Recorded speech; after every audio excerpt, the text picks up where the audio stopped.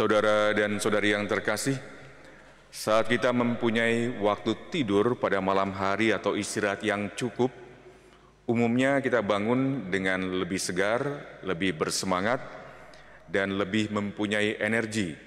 Dan hampir sepanjang hari kita selalu bersemangat untuk melaksanakan aktivitas atau kegiatan yang sudah kita rencanakan sebelumnya. Istirahat juga membuat organ-organ dalam tubuh kita untuk tenang sejenak beberapa jam, karena seharian dari pagi sampai malam kita terus-menerus memakai organ tubuh kita. Dan pada saat istirahat, semua juga diam dan beristirahat. Saat kita istirahat, otak kita pun membersihkan racun-racun yang tidak berguna ketika terbentuk saat kita berpikir seharian. Sebaliknya, jika kita kurang tidur atau istirahat di malam hari, maka kita pagi hari akan terasa kurang fit, kurang segar, apalagi kalau sampai tidur larut dan begadang. Bisa membuat badan menjadi gerah dan sepanjang hari rasanya kurang bersemangat. Juga memicu penurunan sistem imun tubuh sehingga tubuh kita lebih rentan terhadap penyakit. Oleh karena itu, istirahat terutama di malam hari sangat dibutuhkan oleh tubuh kita. Kata kuncinya adalah tidur atau beristirahat. Hal yang sama terjadi dengan hidup rohani kita. Kita membutuhkan waktu tenang sejenak, istirahat secara rohani.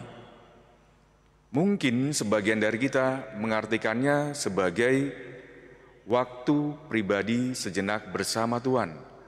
Entah doa-doa pribadi, melaksanakan perayaan Ekaristi, atau bentuk-bentuk kegiatan rohani lainnya. Akan tetapi, berbagai macam upaya rohani kita secara personal akan tidak mempunyai efek kalau kita tidak mau membuka diri kepada Tuhan dan masuk kepada istirahat rohani yang sesungguhnya.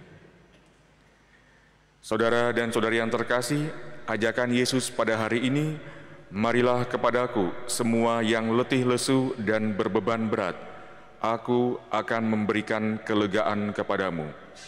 Sebetulnya adalah undangan untuk menyatukan diri dengan Tuhan dan membiarkan Ia untuk bersama-sama dengan kita mengambil beban hidup kita yang sudah kita rasakan sehari-hari. Setiap hari kita juga berhadapan dengan halangan-halangan yang ada di hadapan kita, yang secara rohani bisa dikatakan tidak menumbuh kembangkan hidup rohani kita. Misalnya amarah, dendam, rasa benci, iri hati, pikiran negatif, membicarakan orang lain, rencana jahat, dan lain sebagainya. Belum lagi pengaruh-pengaruh dari dunia luar, media sosial misalnya. Kita rasanya dibombardir dengan pelbagai macam hal yang membuat kita jatuh dalam kelemahan kita dan tidak bisa bangun dari lubang dosa itu sendiri. Karena itulah kita membutuhkan waktu untuk beristirahat sejenak, berdiam diri dalam keheningan bersama Tuhan. Tuhan sudah menciptakan dan memberikan peluang dan kesempatan kepada kita, tinggal kita manusia mencoba untuk bergerak aktif menanggapi panggilan Tuhan sendiri untuk tenang bersama dengan Tuhan. Kita membutuhkan tidur secara spiritual atau istirahat rohani dalam bentuk doa pribadi yang mendalam. Undangan Tuhan ini baru akan mempunyai efek secara signifikan manakala kita menanggapinya pula secara rohani dan membiarkan Tuhan masuk ke dalam tubuh kita sendiri. Saudara dan saudari yang terkasih, kerap orang merasa lelah, mengalami kelelahan khususnya kelelahan mental dan juga emosional.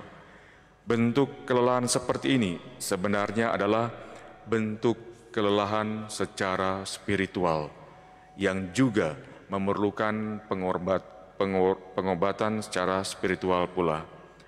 Maka mari kita meresapkan sabda Tuhan pada hari ini, beristirahat secara rohani seperti apa yang tertulis di gereja katedral di atas. Marilah kepadaku semua yang letih lesu dan berbeban berat, aku akan memberikan kelegaan kepadamu. Kelegaan itu pula yang dikatakan oleh Yesaya dalam bacaan pertama. Dia memberi kekuatan kepada yang lelah dan menambah semangat kepada yang tidak berdaya. Mari kita hening sejenak.